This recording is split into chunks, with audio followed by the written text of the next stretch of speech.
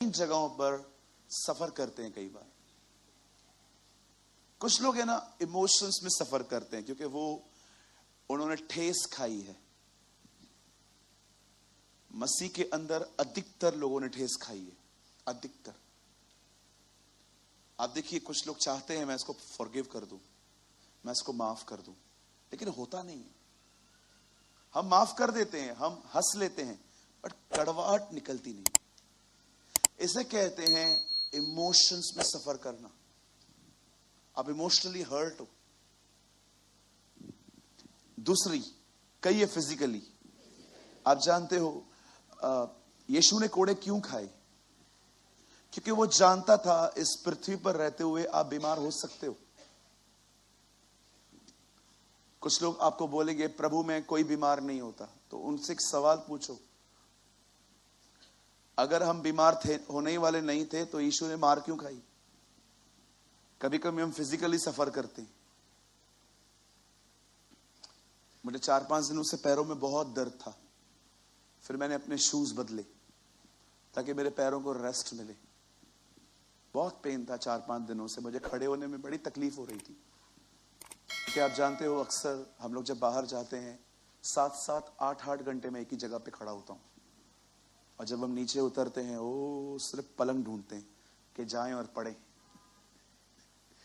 लेकिन कोई बात नहीं, ये खुदा का काम है। मुझे अक्सर लोग कहते हैं आप रेस्ट क्यों नहीं करते? रेस्ट वहां करेंगे, यहां काम करो। ओके, बोलो बाजू ले को, इधर काम करो। हाँ, मैं आपसे एक सवाल पूछूं, तुम रेस्ट के सिवा कुछ और क्यों नहीं करते?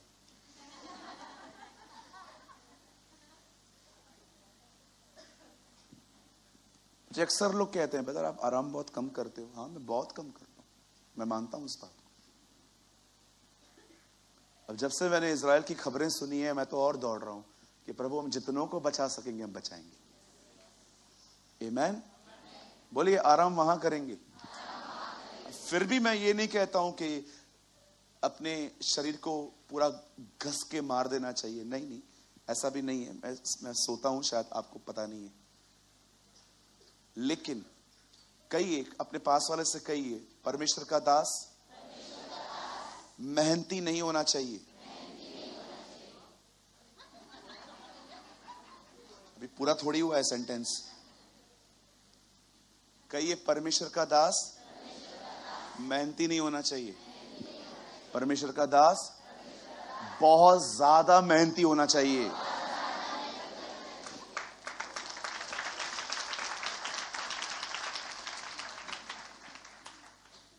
मतलब अगर आप मुझे बोलो ना मैं पास्टर हूं, मैं प्रचारक हूं, और आप मुझे बोलो मैं 11 बजे नींद से उठता हूं,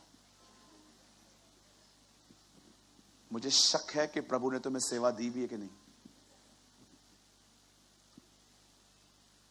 वहां बहुत रेस्ट करेंगे अपन, वहां तो मजे ही मजे। हर दिन खिड़की से देखो उस मेमने को, हर दिन दरवाजा खोलो आपके सामने, क्योंकि लिखा है स्वर्ग में घर है हमारे, है ना। मैं आपको कहना चाहता हूं इधर घर नहीं है ना, टेंशन मत लो, ऊपर घर है आपका। कुछ लोग सोचते हैं यार लैंडलॉर्ड हर महीने आता है, उल्टा सीधा बोल के जाता है, पैसे दे पैसे दे, नहीं दे पाता हूं। आपको पता है जिनके अपने घर हैं खुदा का शुक्र करो। बहुत सारे लोग ऐसे हैं जिनको बड़ा ये प्रॉब्लम रहता है, और जो लोग बेचारे बाहर से आते हैं ना, उनका तो ड्रीम होता है कि इस लैंड पे कुछ अपना कुछ बना पाए हम। लेकिन सोचो आपको अपने घर दिए।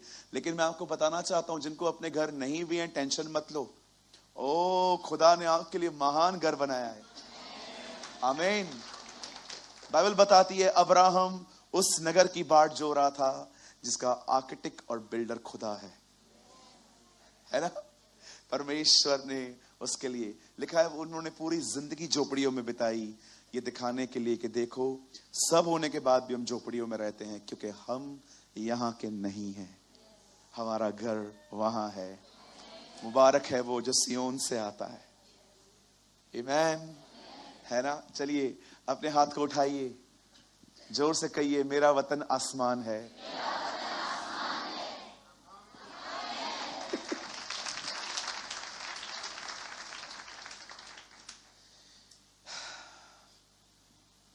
तीसरा, हम सफर करते हैं mentally.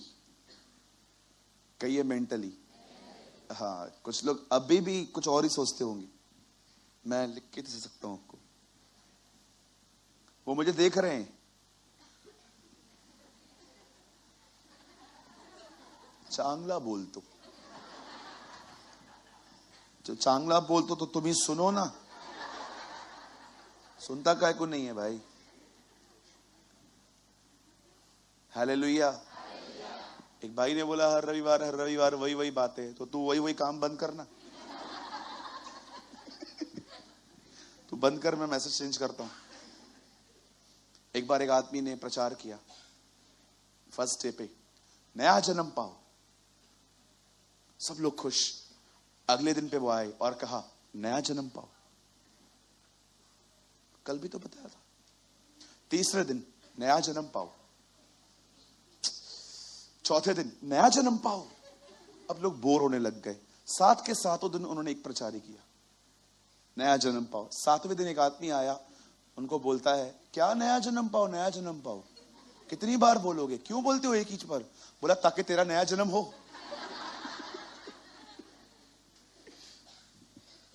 Many will understand, few will find। यीशु ने कहा, सकरे दरवाजे से बहुत लोग प्रवेश करना चाहेंगे, परंतु वो न कर पाएंगे। आप जानते हो सकरे दरवाजे की साइज कितनी है? आज घर जाना, सुई लेना, उसके अंदर जो होल है ना, उतना सा ही है वो। हाथी जा सकता है, ऊंट जा सकता है, पर मैं आपको बताना चाहता हूं, हवा जा सकती है। अगर आप सब एकदम खत्म कर दो, जीरो हो जाओ अपने आप में, विश्वास करो, वहां से जाने के बाद भी जगह बचेगा।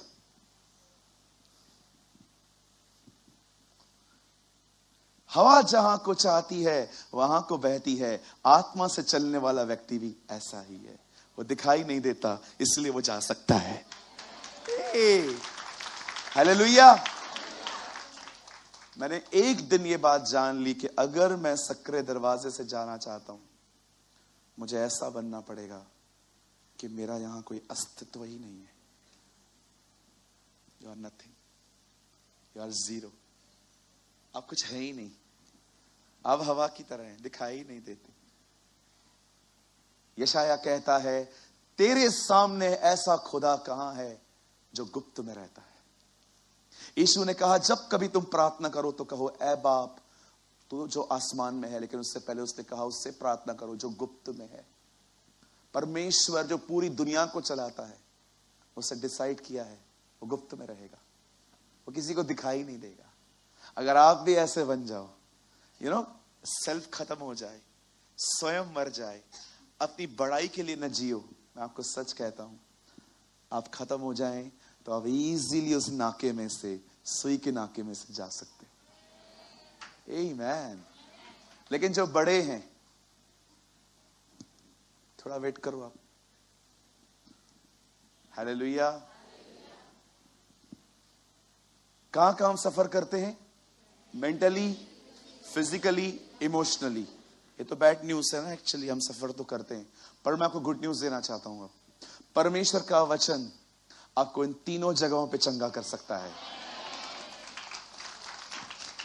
लेकिन एक शर्त है, मीटिंग में सोने वालों को वो चंगा नहीं कर सकता। कई अपने पास वाले को, समझने वाले के लिए इशारा काफी होता है। मुझे कभी कभी लगता है मैं मीटिंग के बाद कुछ लोगों से बात करूं, कि मुझे उनके चेहरे भी पता है, कि मैं उनसे पूछूं, रात भर नहीं सोए थे क्या? यहां पर आओ, थोड़ा फ्रेश होके आया करो, है ना? थोड़ा जिम विम करके आया करो, थोड़ा एक्सरसाइज करके आया करो। क्योंकि मैं जानता हूं आजकल के मसीहों को हफ्ते में सिर्फ 2 घंटे आराम मिलता है, और वो है रविवार सुबह। यहां पर एक बहन है और 2 भाई हैं। अक्सर मैं उनको देखता हूं, मैं प्रभु को कहता हूं, प्रभु ये कितने प्यारे हैं, आंखें बंद करके मेरी वचन को सुनते हैं।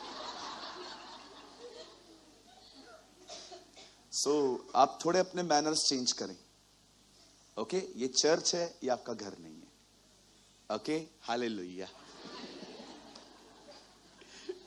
लेकिन मैं ऐसे लोगों को भी जानता हूं जिनको नींद आती भी है फिर भी।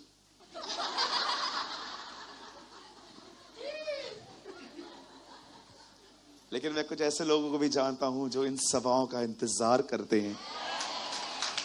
और मैं आपको बताऊं, अधिकतर लोग वही हैं, अधिकतर लोग वही हैं जिनका बहुत एक्टिव वचन को रिसीव करता हुआ उन्हें एक्सेप्ट करते हुए देखोगे। ओके, आपको लगता होगा ब्रदर आप क्या बोल रहे हैं। बहन भाई, मैं इसीलिए कह रहा हूं क्योंकि मैं आपको आशीषित देखना चाहता हूं। आमीन। चलिए एक छोटी सी बात अपने बाजू वाले को कह के हम संदेश में आएंगे। उन्हें कहिए, हर एक की डांट को सही से लिया कर।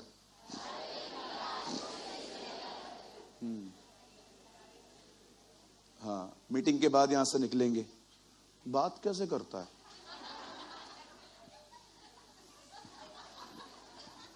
ऐसे थोड़ी होता है। इतना भी स्ट्रिक्ट नहीं बनने का, तो तू भी नहीं सोने का, चाय पी के आने का, मुंह धो के आने का, ठंडा ठंडा पानी फ्रिज वाला मुंह पे ठक ठक कर मारने का।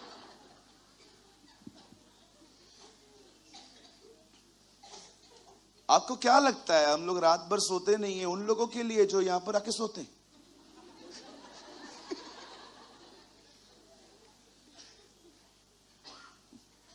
खुदा ने कभी मौका दिया ना, मैं आपको अपने आउटरीच पे ले चलूंगा, बाहर ले चलूंगा। आपको भूख और प्यास क्या होती है, कैसे लोग 14-14 घंटे मीटिंग में आते हैं ट्रैवल करके। गांव के लोग, सिंपल लोग जिन्हें लिखना पढ़ना नहीं आता, पहली रो में आके बैठते हैं, ऐसे देखते हैं 7-7 घंटे। हम लोग कोल्हापुर गए थे अभी, क्या क्रेज था लोगों में। Bless you Lord. अगर सच कहता हूं, अगर एनीवन कोल्हापुर, यहां पर कोई है, आप कोल्हापुर से? ओके, आप भी कोल्हापुर से, आप भी ब्लेसेड ब्लेसेड हो आप लोग, आप भी कोल्हापुर से।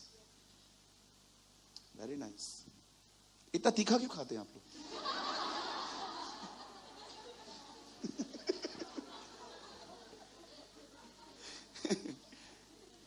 खुदा आपको बहुत बरकत दे। क्या हम शुरू करें? क्या आप इन तीनों जगहों की चंगाइयों के लिए तैयार हैं? ओ गॉड ब्लेस यू। आइए मेरे साथ खोलें मत्ती रचित सुसमाचार। Open with me the gospel of Matthew chapter 24। आज हम बात करेंगे नोहा के बारे में। ब्यूटीफुल कैरेक्टर ऑफ बाइबल, है ना?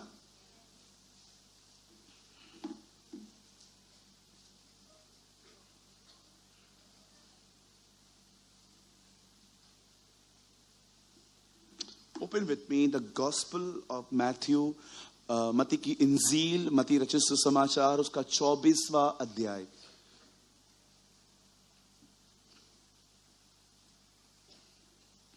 और हम 37 लगाएंगे।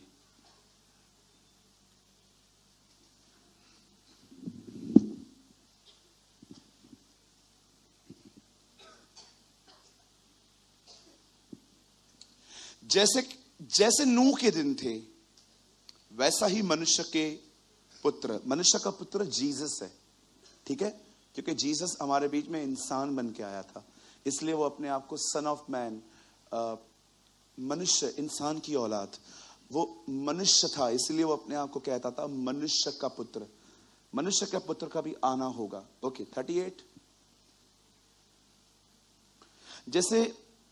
क्योंकि जैसे जल प्रलय के पहले के दिनों में, जिस दिन तक वे नूह के जहाज पर न चढ़ा, उस दिन तक लोग खाते पीते और उनमें विवाह शादियां होती थी। 39। और जब तक जल प्रलय आकर उन सबको बहा न ले गया, तब तक उनको कुछ भी मालूम न पड़ा। वैसा ही मनुष्य के पुत्र के आना भी होगा। 38 लगाइए ब्रदर। हाँ, आइए, मैं चाहता हूं आप सब ध्यान दें, आप सामने देखें, और जो लोग यहां बैठे हैं, वहां बैठे हैं, जहां पर भी बैठे हैं, जो लोग लेफ्ट साइड बैठे हैं, हो सके तो स्क्रीन पर देख के वचन सुनिए। जो पिलर के उस तरफ बैठे हैं, हो सके तो ऐसे बैठिए जैसे आपको स्क्रीन दिखाई दे, इससे आपका मन नहीं भटकेगा। Am I right? ध्यान दीजिए, आइए, क्योंकि बहुत संभावना होती है कि आप वहां हैं और आप यहां वहां। ओके, प्लीज ध्यान दीजिए। राजा हेरोदस ने एक टेंपल बनाया था अपने दिनों में। कलाम कहता है उसे, उस मंदिर को बनाने में 46 साल लगे थे।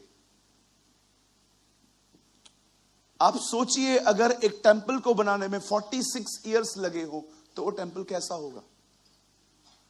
यीशु के चेले उस मंदिर को देख के इतने आकर्षित हुए थे कि उन्होंने उसकी चर्चा प्रभु से की। प्रभु, क्या आप ये मंदिर देख रहे हो? तब जीसस उस मंदिर को देखकर इतना हैप्पी नहीं हुआ था। यीशु ने कहा, कुछ नहीं बचेगा, एक ईंट भी नहीं बचेगी, सब कुछ ढा दिया जाएगा। जब उन्होंने ये वर्ड सुना, डिस्ट्रक्शन, कि सब खत्म होने वाला है, तब लिखा है उन्होंने यीशु से सवाल पूछा, आपका आना और जगत के अंत का क्या चिन्ह होगा? What is the sign of your coming and the end of the world? आप याद रखिए, कई सारे लोग उठाए जाने को सेकंड कमिंग कहते हैं। गलत हैं आप। जो अब होने वाला है वो रैप्चर है। कई लोग कहते हैं रैप्चर वर्ड बाइबल में नहीं है। रीड मैथ्यू हेनरी बाइबल, वहां पर स्कॉलर्स ने रैप्चर लिखा है, जिसको हिंदी में कहते हैं स्वर्ग, हिंदी में कहते हैं स्वर्गरोहण। आप रैप्चर को सेकंड कमिंग नहीं बोल सकते हो। यीशु मसीह आएगा, अपनी दुल्हन को, अपनी कलीसिया को उठा के लेके जाएगा, दैट्स कॉल्ड रैप्चर। उसके 7 साल के बाद जब वो दोबारा आएगा, उसे कहते हैं सेकंड कमिंग। क्योंकि इस बार जब वो आएगा तो उसके पांव जमीन पे नहीं आएंगे, लेकिन जब दूसरी बार वो आएगा तब उसके पांव जमीन को छुएंगे। आपको पता है, जब भी बहुत सारी जगहों पे पुराने नियम में परमेश्वर जब जमीन पे उतरते थे तो जजमेंट के लिए उतरते थे, न्याय के लिए उतरते थे। लिखा है जब बेबीलोन की टावर को वो देखने के लिए आया तो जमीन पे आया। लेकिन जीसस अब जो आने वाला है वो न्याय के लिए नहीं आने वाला है, इसलिए वो जमीन पे पांव नहीं रखेगा। वो पहले, वो तीसरे आसमान से पहले आसमान पे आएगा और अपने लोगों को ले जाएगा। आमेन। अब बड़े ध्यान से सुनिए, जब यीशु को ये सवाल पूछे गए कि आप दोबारा कब आएंगे, आपके आने का चिन्ह क्या होगा, अब बड़े ध्यान से सुनिए। बाइबल बताती है, खुदा का पाक कलाम कहता है, उसने कहा मेरे आने से पहले कुछ चीजें होंगी। एक सीजन आएगी, एक मौसम आएगा, और ये मौसम वैसे ही होगा जैसा नोहा के दिनों में होता था। मेरे आने से पहले नूह के दिन वापस आएंगे। जब मैं इसको पढ़ रहा था, मैंने प्रभु से पूछा, नूह के दिनों में क्या होता था प्रभु? सिंपल, अगर आप जानना चाहते हो कि नूह के दिनों में क्या होता था, तो आपको नूह के दिनों के बारे में पढ़ना पड़ेगा कि उन दिनों में लोग कर क्या रहे थे। और जब मैंने उसे पढ़ा, जब मैंने उसको रीड किया, तो मैं हैरान था कि बिल्कुल वैसा ही हो रहा है जैसा इन दिनों में हो रहा है। क्या आप मेरे साथ हैं? मेंटली? ओके, मैं आप लोग को बार बार कैच कर रहा हूं, क्योंकि मुझे ऐसा लग रहा है कि आज आप वर्ड टू वर्ड सुनो, किसी भी कारण से आज कुछ मिस ना हो आपसे। सुनिए, मैं आपको जो बताना चाहता हूं ना, अब ये आपको बाद में दोषी ठहराएगा, पहले मुझे। आज के वर्ड में शायद इंकरेजमेंट ना हो, पर आज के वर्ड में एक करेक्शन है हमारे लिए। आप जानते हैं, जब स्तिफनुस प्रचार कर रहा था, तब उसने इजराइली को क्या कहा? आप मैसेज ट्रांसलेशन पढ़ना, वहां लिखा है, उसका संदेश पूरा होने के बाद जब वो लोग उसे मारने वाले थे पथराव करके, पता है वहां पर क्या लिखा है? वो उन्हें कहता है, मुझे एक नबी बता दो जिसको तुम्हारे बाप दादाओं ने नहीं सताया है। सबको सताया है तुमने, हे कान के खतना रहित लोगों। आप जानते हो इज़राइल के लोग बर्बाद क्यों हुए? ओके, बर्बाद is a Urdu word, don't worry, ये कोई गलत वर्ड नहीं है। वे आबाद क्यों नहीं हुए? क्यों परमेश्वर उनकी तरफ से फिर गया और परमेश्वर एक नया काम का स्टार्ट किया, चर्च। मैं आपको बताना चाहता हूं, परमेश्वर उनसे इसीलिए फिर गया क्योंकि वे परमेश्वर की दी हुई चेतावनियों पे कभी ध्यान नहीं देते थे। आज भी आप देखिए, अगर हम फेथ के बारे में प्रीच करते हैं ना, लोगों में बड़ी एक्साइटमेंट होती है क्योंकि हर कोई प्रॉब्लम में है। लेकिन जब ऐसे संदेश चलते हैं ना, अक्सर लोगों को नींद आती है और आप कभी कभी देखते रहोगे कि आपको अपने आप को पकड़ पकड़ के सुनना पड़ता है क्योंकि आपका शरीर चेतावनियां पसंद नहीं करता।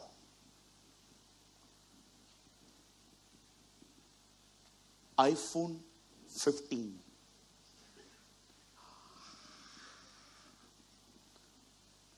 भले मुंह बनाओ या ना बनाओ, दिल दिख रहा है।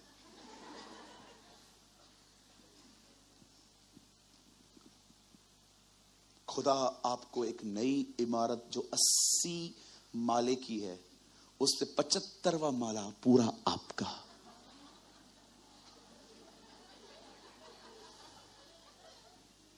कैसा लग रहा है? बहुत अच्छा। और बताओ, और बताओ, कितने लोग को चाहिए? Come on, be honest.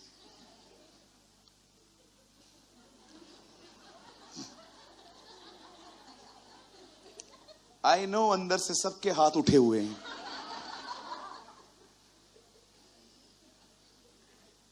जैसे आप घर से नीचे उतर रहे हो, आपके लिए फरारी गाड़ी खड़ी है।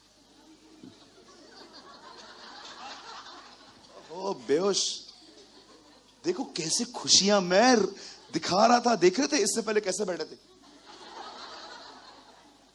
देखो, मैं आपको बताना चाहता हूं कितना शरीर करप्ट है हमारा। आपकी एक नौकरी, आपको रोज व्हाइट सूट में ड्राइवर लेने आ रहा है और छोड़ के भी जा रहा है। सैलरी 4 लाख रुपया, बॉस रोज बिरयानी आपको खिलाएगा।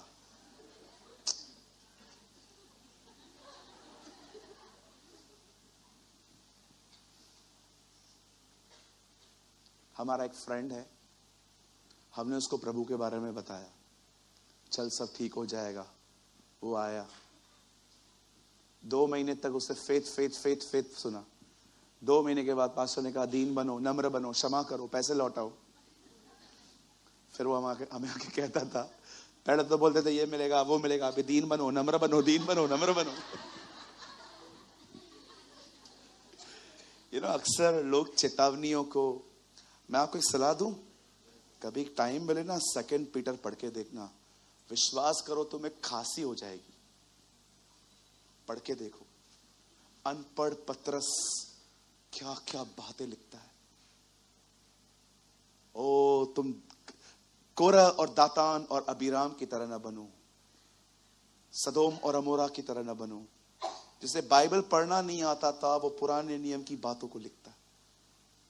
जैसे उनमें झूठे उपदेश, झूठे भविष्यवक्ता थे, वैसे ही तुम में भी झूठे शिक्षक होंगे, ये पतरस लिखता है, जो हर दिन नए नए पाखंडों का उद्घाटन करेंगे। पढ़ा है आपने? हर दिन नई नई हिपोक्रेसियां लेके आएंगे। बाइबल बताती है लास्ट डेज में ऐसा होगा। पतरस ही है जो कहता है, in last days mockers will come, बहुत मजाक उड़ाने वाले आएंगे और कहेंगे, कहां गई उसकी प्रतिज्ञा, तुम तो कहते